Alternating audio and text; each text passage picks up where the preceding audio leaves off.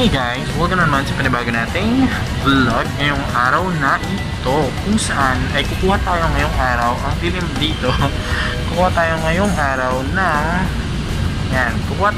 araw ng Autosweep RFID. And nandito tayo ngayon sa SMBF 5th floor parking. Okay, dala tayo dito ng face mask and then face shield. And paano nga ba kumuha ng Autosweep RFID? So tara, samahan nyo. Sa 5th floor ng parking area sa SMBF, makikita ang installation ng RFID. As you can see, walang masyadong tao sa oras ng 2 PM. Sabi nila, wala rin talagang tao sa ibang oras. Konti lang ang tao. Kailangan dala mo yung kotse para ma-installan ka. And then, punta ka na sa registration table, mag-fill out ka lang ng dalawang forms. Ito yung babayaran mong form at yung pangalan, type ng kotse at yung plate number. Tapos magbabayad ka rin ng 210 pesos. They will give you automatically your Autosweep card and then sasamahan ka na ni Kuya doon sa kotse mo. Pipili siya kung sa headlight ba o sa windshield ilalagay. In my case, dahil hindi naman ganun ka grabe yung tint ng aking windshield, doon niya na ilalagay sa my windshield. Sabi niya, yun, ganun lang kabilis. Pinuntahan lang niya, chinek niya, nilinis niya yung kakabitan niya, tulad ng ginagawa niya ngayon, and ayun na! After ng punasan, ididikit na niya agad yung sticker. Yung sticker na ididikit niya, ito na yung inyong RFID Autosweep sticker na kailangan yung pagkainga-ingatan. Well, bali guys, kung hindi gumagana ang inyong sticker upon entry doon sa mga toll, ay dapat nakalabas pa rin o nakahanda ang inyong Autosweep card na binigay initially upon signing up. So dapat magkadikit yan. Kailangan laging nakaready yung card nyo and malinis at walang obstruction pagdating sa inyong Autosweep na sticker. That's it. I would suggest na mag-member kayo dun sa RFID group sa Facebook na ililink ko sa description para makita ninyo yung pinakamalapit na installation sites sa inyong lugar. Katulad nitong naspatan ko nga, yung pinakamalapit sa akin ang SMBF sa 5th floor ng parking area. Ang buong parking area ay nakaalat lang sa installation. And sakto, walang katao-tao pagpunta ko dito. Hi! Hey guys, dito tayo ngayon sa SMBF Paranaque sa 5th floor ng parking nila. So, sa 5th floor ng parking nila, dito yung ginagawa yung RFID. Solely for RFID lang, hindi sila for printing actually. Solely for RFID lang siya. So, hinihintay ko lang na ngayon yung ating mga resibo. So guys, pagdating nyo dito, punta lang kayo dun kay ate, kay kuya, doon sa station, dun sa table, kung saan mag-fill up lang kayo ng dalawang information sheet. Wala nang requirements ng mga forms na kailangan. Kailangan nilang fill up a name, plate number, conduction sticker number, and unit model. Yun lang. And kailangan nilang magbayad ng 200 pesos initial load, tapos kailangan ng 10 pesos na service charge. So total of 210 pesos ang ating babayaran. So babayaran na siya doon, tapos ilalagay nila sa isang bag na maliit, tapos meron tagaloob ng SM na kukuha from there nung binayad natin and ipapasok doon sa machine sa loob, and then hintayin lang natin yon hanggang ibalik with the receipt ng ating payment. So habang hinihintay natin yon, kakapit na nila doon sa kotse mismo ninyo kung saan man preferred na mas okay. Sabi nila pwedeng sa ilaw, or kung hindi tinted yung windshield ninyo doon. In my case, light lang yung tint ng windshield ko, so pinabit nila doon mismo sa windshield natin, as what we have seen doon sa ating montage, no? Ipapakita ko din dito.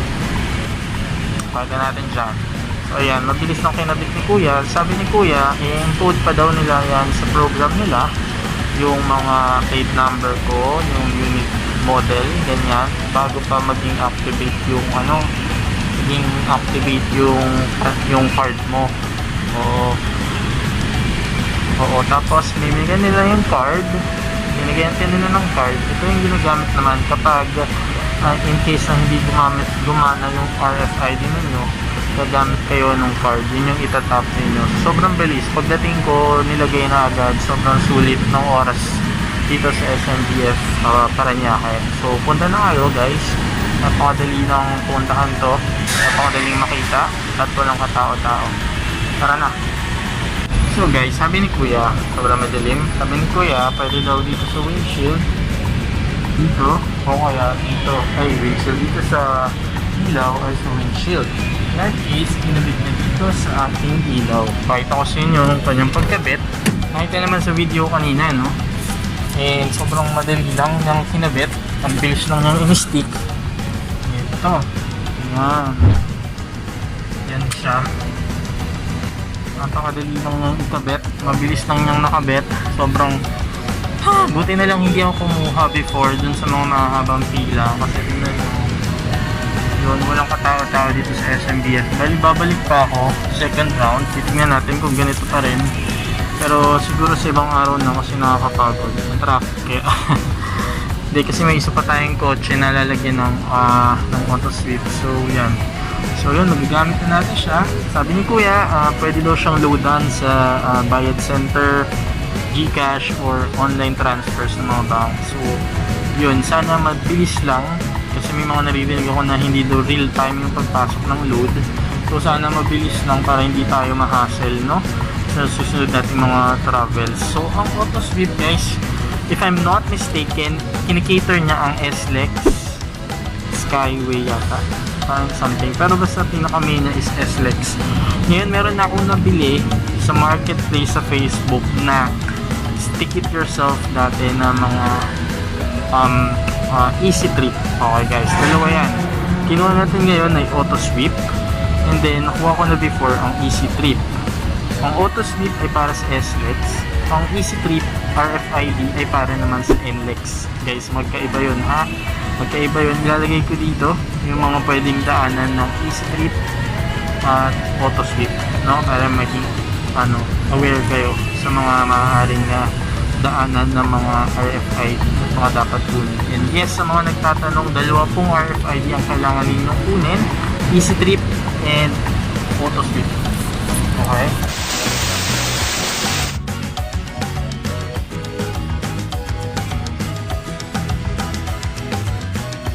Yun yung kumukuha ng resibo. So naghintay pa tayo, no? So guys, nakita na natin yung ating resibo. Sa resibo, 200 pesos lang siya. Paano yung 10 pesos na service charge? Walang resibo, no? Wala siyang resibo, no? Oo. Anyway, okay na yan. Basta mabilis, ox tayo dyan, no? Tara. And that's it for today's vlog. Sana ay may natutunan kayo sa vlog natin ngayong araw na ito kung paano kumuha ng Autosweep. Check nyo na yung Autosweep page guys. Mag-member kayo sa Facebook para mas alam niyo yung mga nangyayari sa mga kuhaan ng mga Autosweep sa lugar ninyo. Ililink ko sa description yung link ng page, yung pangalan ng grupo na pwede ninyong isalihan kung hindi pa kayo nakakuha ng inyong mga RFID. So, if this vlog helps you guys, please give it a big thumbs up and please subscribe to my YouTube channel. And please don't skip ad guys, Please don't skip ad guys. And please subscribe to my YouTube channel. Once again, I am Rondick and see you on my next vlog.